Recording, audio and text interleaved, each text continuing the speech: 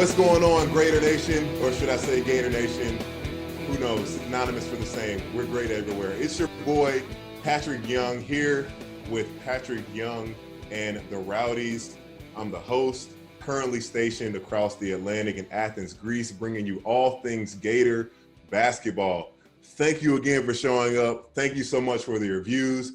It's been a fun journey. I'm so thankful for each and every one of you. So thankful for my team, the Field of 68 Media Network making this possible, but we need you to continue to share, rate, review, get this thing out to the world so we can keep it going. It's on Apple Podcasts and Spotify. Find us wherever. Just keep listening. Keep voicing your opinion. Find me on Twitter and Instagram at Patrick Young, the number 4. Anyways, without further ado, I'm ready to get into our next guest. He's been covering all the Florida Gators for the past 30 years. Great friend of mine. I can't wait for you to listen. It is an honor for me to introduce our next guest on the show. We share the same name, but he's my elder, and he's been a Gator much longer than I have been, but I have much love for my friend Pat Dooley. Pat, how are you doing? How's the family? What's going on? Fill us in. I got to look behind me to see who you're introducing. You're being way too nice to me. So, yeah, I mean, everything's good. You know, it's kind of a weird time right now because we're still in COVID. Now I'm retired from the newspaper. So it's just, I'm trying to figure out what to do and not leave the house. Yeah. Which is not a lot, I found out.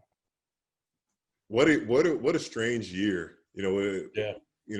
How did it affect you? What was your mindset? Did you know that this was going to be your last year at the beginning of the year, that that you would step away from the Gainesville Sun after 30 years? No, I've been thinking about it because I turned 66 in November, and that's, as far as Social Security and stuff like that. And I've been thinking about it. I wasn't very happy with the way things were going, and wasn't as much fun anymore. But then I kind of had come to the decision of not doing it, of sticking with it and plugging away and grinding it out. There was a trip to Starkville, one of your favorite places, I know. Oh yeah. Where I think we had a 6 a.m. flight out of that Golden Triangle airport, and I said, "What am I doing here? Why am I still doing this?"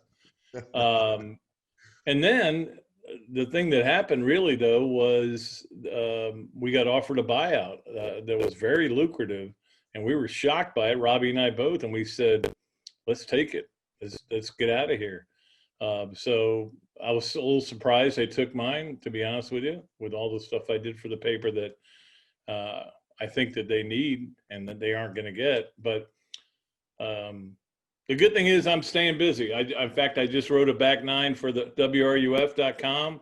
I'm grading the Gators for WRUF.com. I've got a podcast going. I've got some stories I'm writing as well for the UF Alumni Magazine, and also, of course, our daily show, The Tailgate on WRUF. So, my wife won't let me not work. She said, all you're going to do is drink and play golf. And I'm like, that sounds pretty good, actually. I'm not going to lie. You just send me the invite, and I'll be there. Me and your brother. Yeah, we can do it. Let's take it back to the beginning. When did you, when you were growing up, did you know that you would want to get into writing, or what was your path of getting into sports and writing?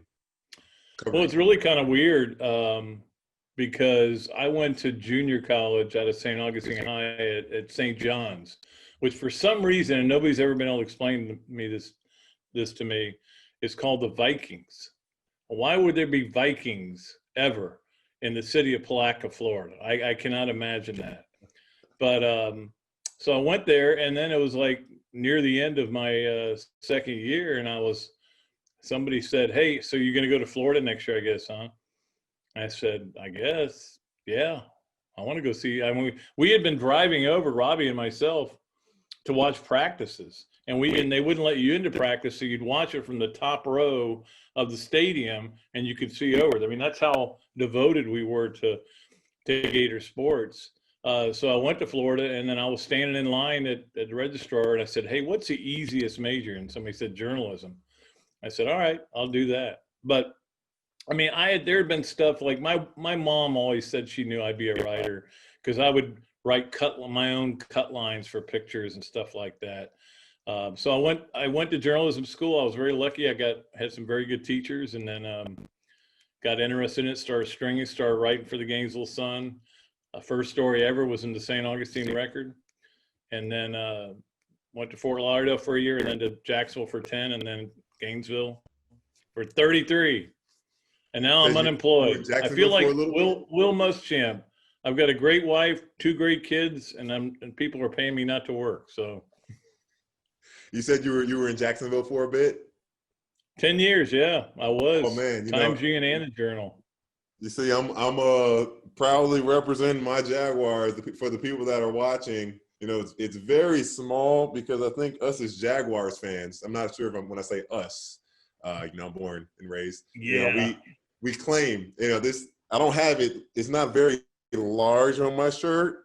Somebody would have to be close to be like, "Oh, is that a Jaguar?" I'm like, yes, yes, it is. Why Well, do you don't want to get it too big, Patrick, because they're 1-11. So Gosh, man, I don't. Shad Khan, love the guy.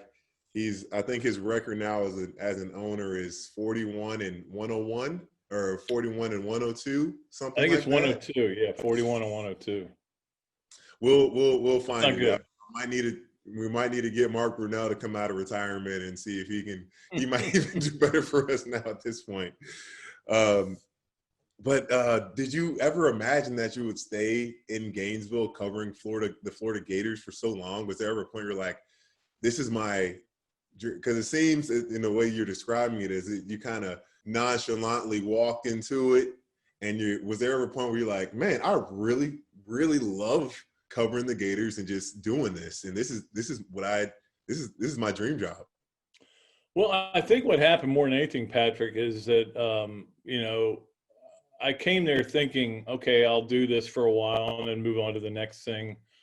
And 2 things happened. The first thing was not good, which was they were investigating Norm Sloan, and they ended up firing him. They fired Randy Reese, and they fired Galen Hall. They all got caught up in that investigation. So you're going a mile a minute trying to just cover this. And we had such a huge staff at the time that we actually kind of put a spotlight on it. The way that movie is. And then Spurrier walks in the door, and so you start following that, covering that, and next thing you know, it's this huge story, and they're playing for national championships. And then Billy walks in the door, and they're playing for national championships, and I'm going to Final Fours all left and right, and national championship games, great bowl games, and every game's huge. And next thing you know, I'm 66 years old. They just kept going one after another, and then even when you got to the urban years, obviously, and then the bad years that they had there with Muschamp and McElwain, you were constantly trying to figure out who the next coach was going to be and stuff, and it just kind of kept going. And after a while, I became very comfortable in it. And but I think things changed. The newspaper business changed, and the people in it changed. It used to be we'd go on the road, and man, it would be a great time. We would all go out and eat and party and everything. And now, I mean, very few people go on the road. And when they do go on the road, they're a lot younger, so they go to a lot younger things.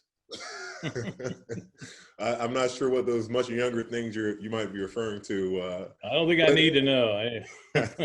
Need to know basis only. So how would you say it's the program is transformed for you? I guess to say 33 years, decade by decade. Some large change. Jeremy Foley being the AD for 25 of those years. Right. I got a chance to interview him, which is pretty awesome. And I read one of your articles earlier that you said his breakdown of the hiring of Urban Meyer was one of your favorite moments But, tell us, before we get into that, tell us about how you've seen just the atmosphere of sports change, as well as the atmosphere of Florida. I mean, now we're in a pandemic, so, this Yeah. is an extreme outlier. But up until then, what have you noticed? Well, I tell you, Patrick, it has been, that is another part of it. I mean, there was a time when you would have access that was totally different than it is now. I remember the day Spurrier resigned, and I broke the story, and I'm very proud of that. That's probably my biggest scoop of all time. And I immediately went over to the UF offices and just walked into the coaches meeting, and they were, they were all sitting there watching it on ESPN, and they were finding out they were fired by watching ESPN. And, so now you can't even get on that floor. I mean, there's like barbed wire up or around there. Same with basketball. I mean, Mike is a great guy. I like him very much, but it was different with Billy. Billy was but it was a different world. The internet wasn't as big a deal. You wanted to let people into practice. You didn't mind that they were there. In fact, you kind of liked it because you could embarrass a player in front of media guys, and say, this is why we can't play you, stuff like that. But now they know that's going up on the internet in 5 seconds. So they shut us out a lot. Obviously, the big change this year with the pandemic is that everything's done on Zoom calls, and that's no fun at all. I mean, it's just Right. not. You don't get to know people. You don't get to know the players. I mean, Kyle Trask, we've gotten to know him just a little bit last year, and now here he is in a Heisman possible year, and all we get is Zoom calls with him. But it definitely has changed. Jeremy was one way, had one style. Scott Strickland has a little different style. And certainly Scott is putting a lot into facilities. Jeremy believed in people more than anything. And he felt like if you got the right person there, you could win. And in fact, I was telling somebody this the other day, that when Urban Meyer quit, the first time he quit, Florida ended up with the #1 class in the country, recruiting class. And I'm like, and that's with the facilities they had at the time. And I think that's when Jeremy kind of said, look, we don't need all the whistles and bells. He never believed in bells and whistles. Well, things have changed, and now it's at the point we better have the bells and whistles. And I think Scott sees that, and Scott's doing things differently. And I think Jeremy would have started doing things a little bit differently. But Jeremy did some great things. Jeremy built the indoor facility, the Hawkins Center, which is a great academic tool. The baseball stadium kind of started under his tutelage. So, it wasn't like he didn't do anything Right. over there. Well, I think from interviewing Mr. Foley and looking up, his long tenure, 24, 25 years AD, I believe that he set the program up in such a great way for this, almost as if, not to say he knew the pandemic was coming, but the university is in a much better place than a lot of the other universities because of the way that he handled finances, as well as Absolutely. there never being like a negative balance. He always, it seemed as though, because he cared so much about the people that he was hiring, that he, talking to him, he's like, I realized that I can't do it all, that I want to be this athletic director that goes after everything, but I need to hire other winners around me as well, because you can have all the bells and whistles and spend multi-millions, but if you don't have the right people inside, what's all that worth? You're going to have so many other issues that get in the way, because we can name a million stories of people that had the worst facilities and make it to the Olympics, right, because they have it inside. So the things that you can't teach, they have the heart, the drive, the will to win. But were you there when Coach Donovan, obviously you were there when Coach Donovan was hired. What was your first thoughts? Because I know the job was seen as undesirable at the time. Rick Pitino had even told Billy Donovan not to take the job because, it was going to be a dumpster fire. Well, Billy loves to tell his story that he and I we were going to have a get acquainted lunch, and we went to Bennigan's, which no longer exists, over there on Archer. So we go to Bennigan's, and finally Billy says, Dools, what do you think? What do you think can be done here at the University of Florida in basketball? And I said, Mr. I knew everything. So I said, Billy, let me explain something to you. This can never be a basketball school. It's always going to be a football school, never a basketball school. So he likes to remind people that I said that to him. And then next thing you know, 4 years later, he's playing for the national championship. And then wins 2. Your team wins 30 games in a row. I mean, what Florida basketball has done. It's why I consider Billy to be the greatest coach in the University of Florida history. As great as Steve was, Urban won 2 national titles. Mouse Holloway's done unbelievable things as well. Roland Thornquist, you could go Tim Walton, all these people. But I think Billy's number one because he went to a place where you had a huge sport and no tradition, nothing. There was nothing there.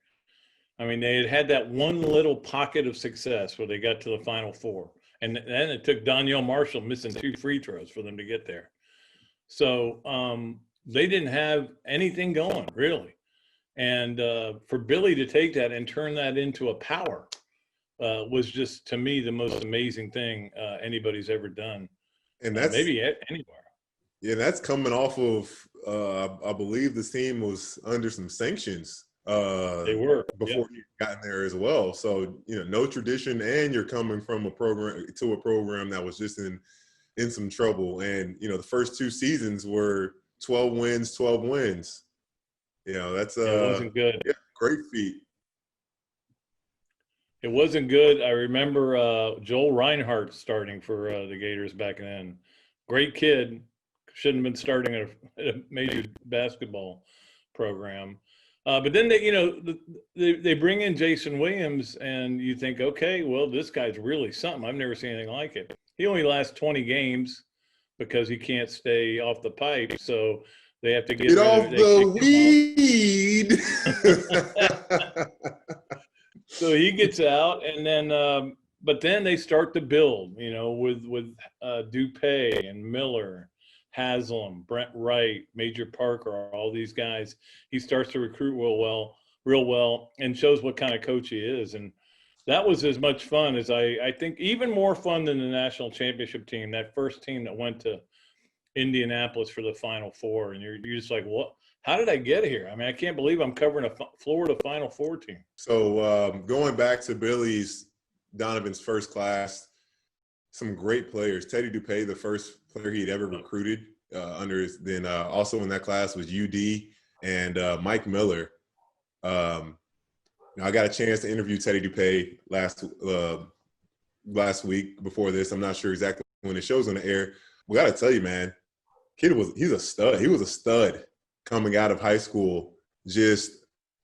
I believe it's almost as though, because he was tinier guy, unfortunately he grew up around basketball. It's as though, from what he told me, he was always playing up. He's at this age, but he's always playing up a little bit above his age and his size. That he always had this, I've got to prove myself and that I'm the man. And he butt heads a lot with Billy, he told me. I think it was more of, because he had done things so much his way. And I'm not saying he wasn't coached coming out of high school, going to college. It was that he wanted to show Coach Donovan that, hey, you put the ball in my hands, I'm the man. Going back to Billy Donovan starting off, who were some guys that really stood out to you in those earlier years? It's funny. Obviously, when they got Mike Miller, that was a huge deal. And that's when I think a lot of people started going, well, this guy must be cheating, to get a player. A guy like that from South Dakota, he ain't coming to Florida. That's just not happening. But no, they had built a relationship with him. John Pelfrey had, and they were able to get him. That was a huge one. And then, Teddy Dupay, I went down to the game where he set the scoring record down at Cape Coral, and Chris Harry and I drove down and watched him play, and it was like literally as soon as he got over the half court line, he was taking the shot. Gosh. I mean, and it was unbelievable. You knew who else was on that team that was really good was Ernest Graham. He was a really good player on that team as well. But then you had what you had on that team were kind of the guys who wouldn't put up with any crap. And so because they wouldn't put up with any crap, you couldn't try to muscle the Gators. You couldn't try to do things to the star players because they wouldn't allow it. And Major Parker was number one in that. You know, you went for a guy's legs, he was going for yours next. You know, Brent Wright was a tough physical player. And then, of course, UD became that tough physical player. Billy and I used to have arguments about who the best player to ever play at Florida was. Now, this is before you got there because, you know, that would have totally changed the argument. But yeah. And right now, I can make an argument for Bradley Beal. I don't think there's any question about that. But at the time, the argument was he believed Udonis Haslam was the best to ever play for Florida because he had 4-year starter, scored all those points. I'm an old time guy. I went with Neil Walk. I mean, Neil Walk was 1 rebound shy of averaging 20 a game as a junior. But he didn't have the resume in the NCAA tournament because nobody got in the NCAA tournament back then. They took like 16 teams. 20 rebounds? 20 rebounds a game. He was 1 rebound shy of it. If he'd gotten 1 more, he'd average 20. Think about that. How? That's a lot of rebounds. How big was he? What was his size? He was 6'10", and he was had very long arms. Okay. And I remember a game where he played, and Maravich was playing for LSU. Wow. And I think Maravich had 52 that night, and Florida killed him because Maravich didn't care about winning. He only cared about getting his points. In fact, I think it was Gary Keller told me this one time that Maravich said, "Hey, look, make a fake and I'll dive for it, the fake, and just go around me and score. I want to get the ball back." So it's a totally different attitude there. So and that was before the 3-point line, right? Yes, yeah. The numbers he put up. It was the 3-point line. Kareem. I think somebody went back and figured it out. They looked at film of every game, and like the numbers he put up would have been impossible to catch. Nobody would ever have a chance of catching. But again, it's all he cared about. We're scoring points. He didn't care about playing defense, getting rebounds. It's just scoring points. The James Harden before we had a James Harden. That's right. But let's I think we got to give the fans what they want. And even though this podcast for me is about a culmination of the Florida basketball culture, as well as the history, as well as showing our personalities, all the bits and pieces of people that have been a part of it. So I think the people want to hear some more of your current opinions on the thing. You've had a chance to have a little 3-game sample size of this current team. First thing to get into, how would you compare this team? Unranked right now, correct? Or are we? Yeah. Unranked? And I think it's mostly unranked because of what happened last year when they were ranked so high, and everybody was so wrong about that team. And I was one of them. I mean, when they got Kerry Blackshear, I remember, my daughter Kelsey, and she's such a big fan. I just walked out into the living room. We high-fived and we walked back. We said we didn't need to talk about it. We knew how big a deal that was. Right. And then the recruiting class they had Nemhard back and Keontae back, but that team didn't connect. It played very slow because Nemhard plays slow and Blackshear plays slow. Of course, Blackshear runs. I still haven't figured it out exactly why. I mean, I know I've been told it's because his father did. Runs on the ball of his right foot, which is really weird. But he wasn't fast. Nemhard wasn't fast, so they had to play slow, and they played through those 2 guys, and it didn't always work out. It's still no explanation for losing an 18-point lead to Kentucky. at home. Yeah. You know, I was they there for were that game. they were a team that at times was just really hard to watch. But they still won enough games. They were going to the tournament. Who knows what they could have done there? And it's a shame we never got to see it. This is a totally different team. Plays a lot faster, pressing. I don't know how good they are, and I don't even know that they're any better than last year's team because the sample size is so small, and they haven't really played good teams. I mean, Stetson was awful the other day. I felt bad for Donnie Jones because it's going to take him a while to get that going. Boston College is so. Army actually was the best team I think they played. Army had a bunch of older guys and played real well.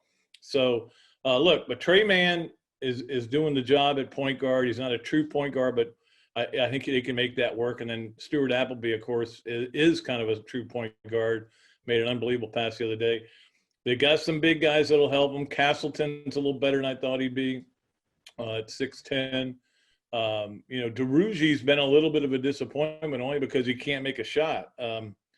But I think they're going to be fine. The league is good this year. The league's good. Kentucky, of course. Yeah. Because they're 1-3 right now. They're in last place in the SEC if you just go by record. I got to tell you what, I haven't been happier in the pandemic. Kentucky losing a few for the fans that might be listening. I'm a pretty happy guy right now. Yesterday I had some things I had to do, and I said, "Oh man, I forgot to see what is going on with this Kentucky Georgia Tech game." And I flip it on, and you have that little bar across the bottom before it goes away. And I'm like, just be close, just be close, just be close. It wasn't close. It was Georgia Tech was up 17. And I'm like, holy crap, you got to be kidding me.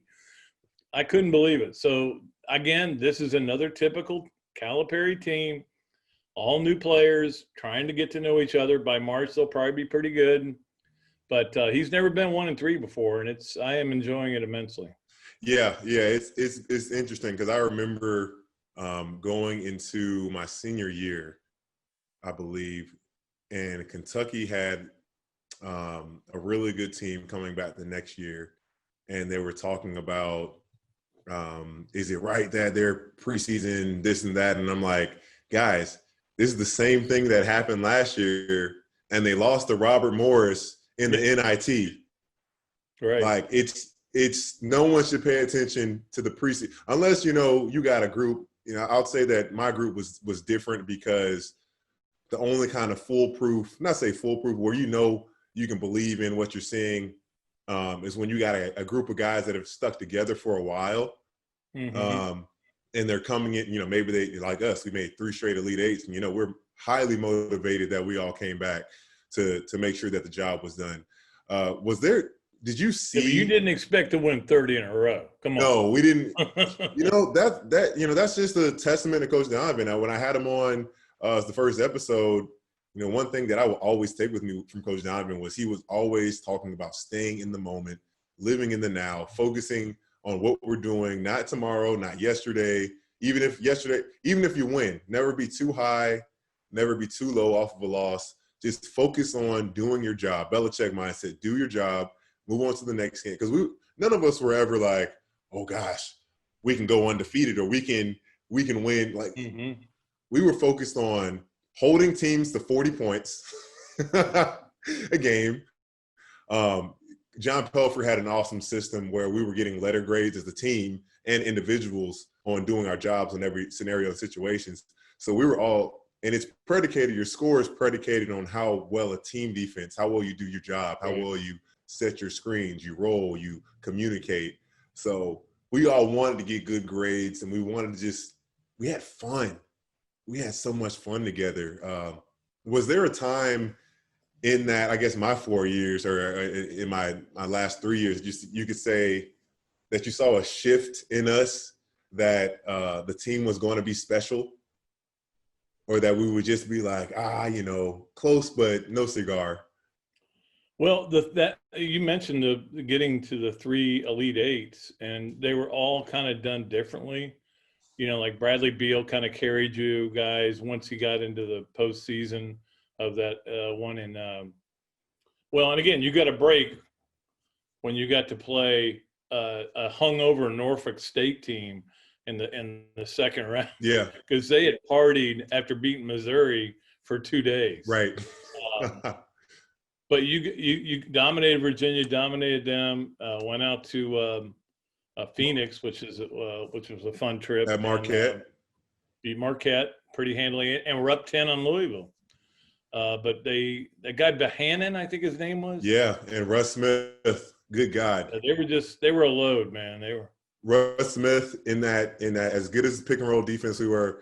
That is the way he moved like Russell Westbrook in a sense, with just his speed, craftiness, and ability to, I had never he almost in a sense like an Irving Walker, with his speed, and because you're so small, you have to use that craftiness to get around a guy like me, Scotty Wilbekin and I, because I'll take Scotty Wilbekin and I with anybody in the pick and roll.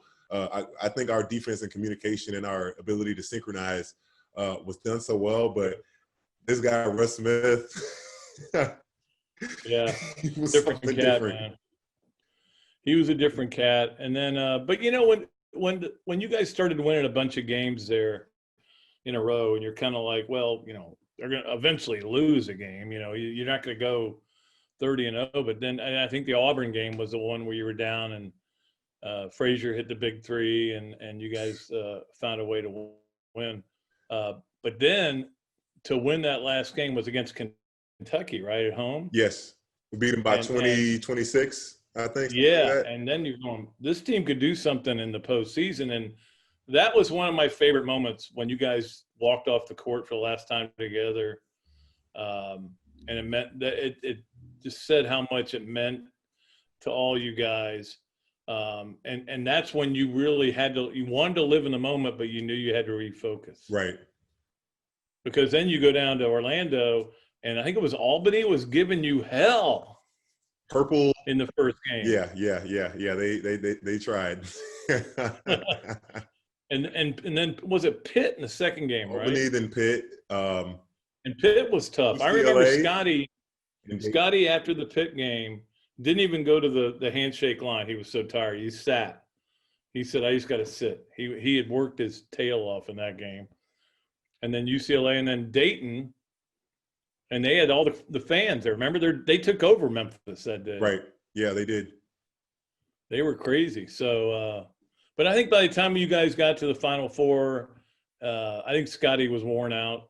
I think, and I think that was part of the problem. But, and again, they had one of those special games where they couldn't miss. Yeah. Scotty was worn out. I think Casey Prather, I think he had gotten a little worn out as well. But, going back to that Auburn game, I remember that game like the back of my hand, because we knew when you're number one, when you're on top, you have to expect you're getting everyone's best shot. Doesn't matter, last place in the league, they're bringing their best. They're like, what do we have to lose? So Auburn comes out, guns blazing, the point guard's playing out of his mind. Just everyone's just, I think we're down by 1 at the half. But I remember going into that game, I hurt my knee in the preseason, in the pregame warm-up. And I had to go back into the athletic training room, and I'm with Duke, the athletic trainer. I'm like, Duke, man, I don't know what's going on, man. This is so crazy. I just jumped. I jumped, and I like tweaked a little something in my quad or my tendon. And they put like a huge glob of this atomic bomb stuff on my leg. So they just rubbed it on, and I can't even focus because my leg is on fire from this stuff. I'm like, yo, my leg hurt. Like, it hurts so bad from this cream. But anyways, I think I had 0 points and 1 rebound in that first half. And Coach Donovan's looking at me in halftime, and he's like, are you going to man up? Or are you going to play? Or do I need to find somebody else?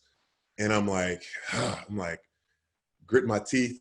Just like, I just prayed. I said, Lord, I'm going to just do this thing. And I just went out. I remember that I finished, I think the game was 17 and 10. I hit 2 huge free throws after struggling during that season. And then Frazier's went and hit that shot. The place is going crazy.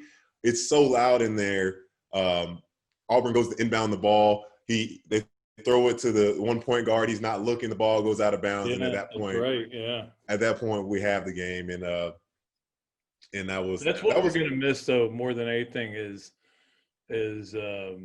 home or away. Even if it's there's nothing better than going on the road and beating somebody with their crowd going nuts. Yeah. Nothing better than winning in Lexington. And there's nothing better for other fans than coming into the Exact Tech Arena and winning. And shutting the crowd. How many times have you seen it where somebody's coming here and won, and they go over to the Rowdies and they're telling them to be quiet, and we got you, and doing the chomp. I mean, it's a huge emotional thing. We're not going to have that anymore. The first game was home game was the other night, and it was just, ugh, Right. Yeah. And that's the way it's been for football too. I feel so, my heart really broke for all the seniors that didn't get a chance to have the tournament last year. Right. Even though they're our rivals, Florida State and Leonard Hamilton, he was one of the first guys. They might have won it. They might have won it. Yeah, I gotta say, Florida State has, these past few years, they've been one and done Central. They're they're competing with Kentucky with the amount of talent that they're bringing in that's able to go straight to the NBA. Yeah, he's done amazing. But please tell me, you can leave some names out if you want, or if it's you can change it around. Tell us a story that you got back tucked away in your mind from something that everyone would love to hear. Something I've never even heard. It'd be awesome. Well, one of my favorite stories is Florida had this guy named Christian Dreyer, which was before your time. And he came over from overseas, and he was supposed to be the next the Manu Ginobili. That's how good he was supposed to be. And he wasn't that good. He was okay. Every once in a while, he'd play really well, and but not consistently. In his second year, in fact, I remember when they played Michigan State in the second round down in Tampa and got just destroyed. And he played awful. Pete Roberson played awful, didn't make a shot the whole game. But anyway, they come back. They're going to another typical Billy team. They're going to be in the NCAA tournament. And they're going to Georgia, and all of a sudden we get the news, Christian Dreyer's gone. But what do you mean gone? He left. What do you mean he left? He got a deal overseas. He left the team. And we're like, wait a minute, nobody does that. You wait till the end of the year. Yeah. And Billy told me one day, he said, he still doesn't, he calls all the time, wants to see how Billy's doing, see how the team's doing. He still doesn't get it, that people are so angry with him for doing that because he screwed up a good season.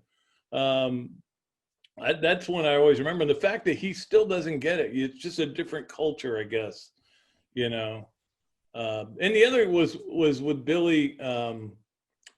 When Billy was gonna leave, and it was freaky. It was depressing for me. Right. I love Billy Donovan so much. So he's gonna leave and go to the Magic, and has his press conference and everything. So I'm in the mall. What's left of back when the mall was thriving. I'm in the mall and I'm getting ready. My wife and I are at Ruby Tuesdays, and we're eating, and some guy recognized me, and he comes up and he goes, "Hey," he goes, "I just saw Chip Howard walking in the mall," and he said into his phone, "Billy's coming back?" And I'm like, "What?" So I race out into the mall, and I'm running up and down all these shops trying to find Chip Howard. Well, I guess he had escaped out the side door. So I'm trying to find him to see if that's true or not. I'm freaking out. And now I'm calling Larry Shyatt, and Larry Shyatt won't answer his phone. Billy, of course, won't answer his phone. Nobody will talk for 3 days. Man. And for 3 days, we don't know what is really going on. And if I just could have gotten Chip Howard, if I just overheard his phone call, it would have been something. If I just had a chance to talk to Anthony Grant, because Jeremy flew up there and didn't get off the plane. because Christine called him and said, "Don't get off the plane. Billy's changed his mind." That to me was the most crazy story. But what happened with that story was that Billy really caught a lot of flack. A lot of people didn't like it. And if you remember, down in I think it was Fort Myers, they were having the baseball team was doing a promotion, and it was flip flop night in honor of Billy Donovan. Man. And he did not like that. I mean, he did not like the way people seemed to turn on him, and he changed after that. Now, our relationship stayed really good, but it wasn't as good. I will be honest with you. It kind of got a little bit tougher to deal with him and tougher to get time with him after that, because I think it scarred him a little bit. And I really think your team pulled him back out of that, where he loved talking about you guys so much, and that streak that you guys went on, and I could pull him to the side during interviews and still talk to him. And I'll tell you one more story if you get time for one more story. One of my favorite Billy Donovan stories is and by the way, Billy Donovan calls my dad on his birthday every year. And that's one reason I love that guy so much. And my dad, he loves talking to my dad. So Florida wins the SEC tournament championship. This would have been 2006. Okay, now they'd won it the year before, so it's 2 in a row when they'd never won it. And every question in the press conference is about the NCAA tournament. Yeah, you won this, but you guys never do anything in the tournament anymore. They were on their run of 5 straight years of being out in the first weekend. And they'd won the game on a last-second putback by Joe Kim, and then he blocked the shot on the other end. So, all they do is ask questions. And I'm like, is anybody going to ask about the game, how they won the game? And, in a press conference situation, sometimes you can't get your question answered and everything. And finally, Billy, we're walking out. Billy grabs me and goes, "Dools, come here." And he pulls me into the hallway. He goes, "Do you want to do anything right about the game that we just won the SEC championship?" I go, "Yeah, I do." He goes, "All right, let's talk." And we sit and talk for like a half an hour about the play, how they devised the play, to have Corey throw it up on the glass and let Joe Kim go get it, and all this stuff. And how when Joe Kim came and ran and hugged him after they won it, he was having back problems. He was like, "My back, Joe." I mean, all this great stuff. And all these guys are writing about is how Florida can't win in the NCAA tournament. Gosh. And I'm like, well, I'll just write about what happened instead of what may happen. But that was typical Billy to say, "Dools, come on, let's go talk about what's really important." I can't believe that. It's like, can we enjoy the present moment, the accomplishment that we just did, and maybe tomorrow we can talk about the tournament. Exactly. And they went on to win the whole thing that year, so that was even better. So I got you for a few more minutes. I want to talk about the current atmosphere of sports. You already alluded to it a little bit. Such a strange time. I mean, in the midst of this pandemic, even though there's the vaccine to help this all is right around the corner for it being distributed, college sports and sports in general has changed so much. Since 2010, I would say, since social media and players having more access to their voices and being able to get it out there more, and then also now the player likeness and their imaging, being paid for that.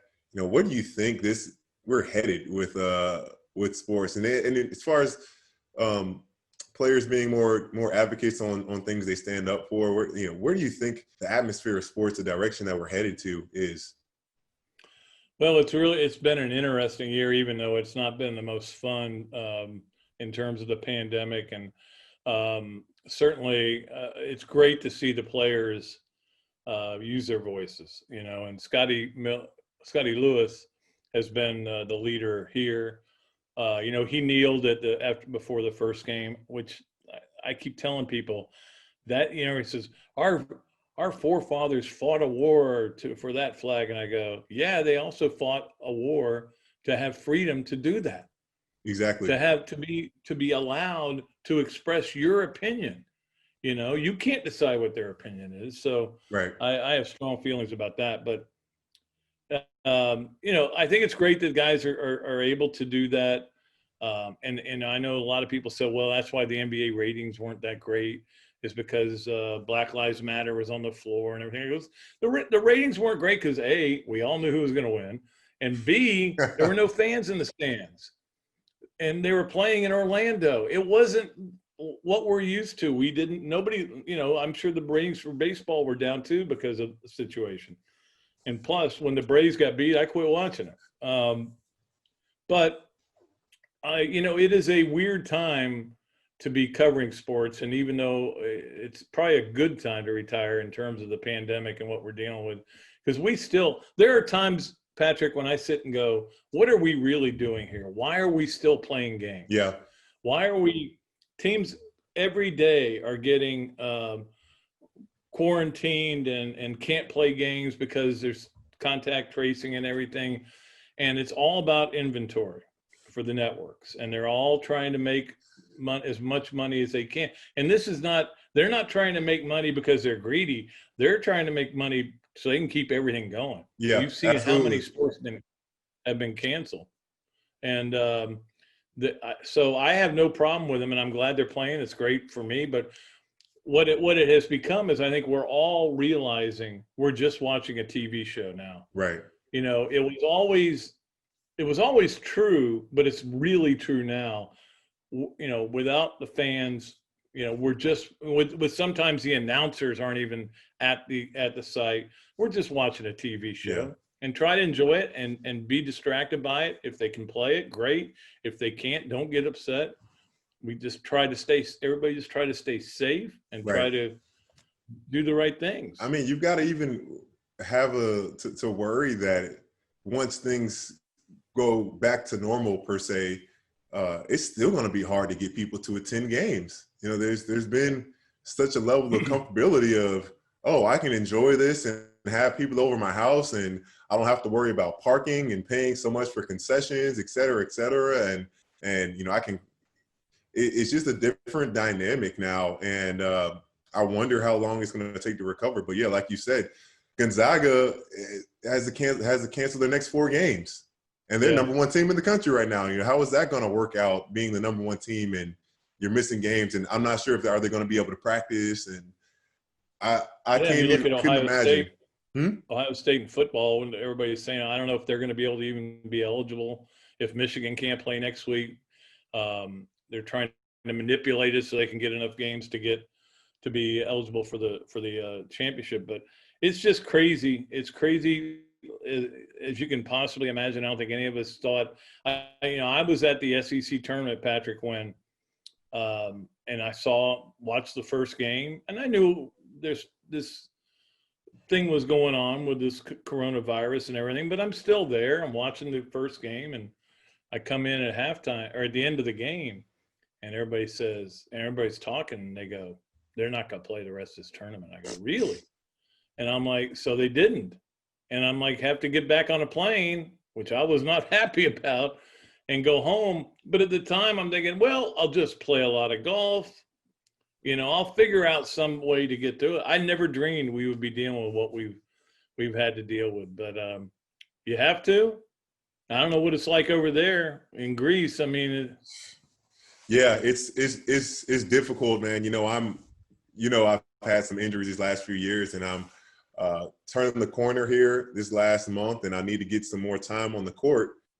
But we're in the middle of a lockdown, and the only gyms available are for, you know, one with the former team I played for, Olympiacos, and the others with Panathinaikos, because the government has even shut down your ability to go to a court on the outside, outside court. So really, it's difficult. You know, I'm training. I feel like I'm ready to play. I'm ready to, get some good old hook shots up, middle hooks to the middle, some duck ends, but just praying for an opportunity to get out here. I'm so thankful through this podcast. I've been able to explore some more talents, and I the interview I had with Jeremy Foley the other day, the commissioner, Greg Sankey, heard it, and he's interested in me possibly doing some work with the SEC network in the future.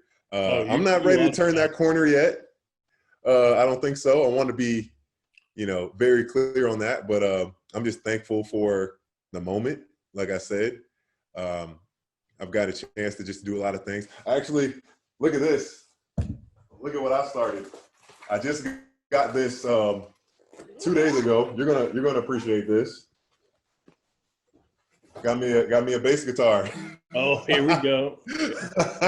You play bass and I'll play lead, and then here we go. We'll start a band. Can you sing a little bit? I can't sing a lick. I got you. I don't know how many guys sing while playing bass, but I would. There's a few. Paul McCartney. There you go. Okay, there you go. Call me Patrick Paul Young.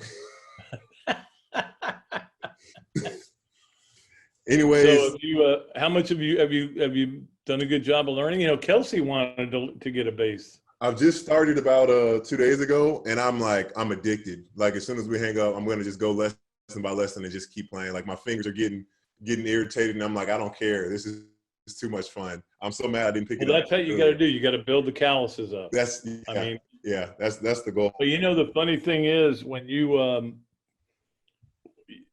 in the world we live in now, like in the old days, you have to go to a teacher to figure out how to play. Yeah. Now all you do is you go on the internet. You see all the chords for every song. I mean, I look at a song, I hear a song, I go, man, let me look at the chords. That sounds like I could play it. And I'll look at the chords, and there's like 2 chords that I can't play because my fingers are small. Okay. And I go, let me go to the next song.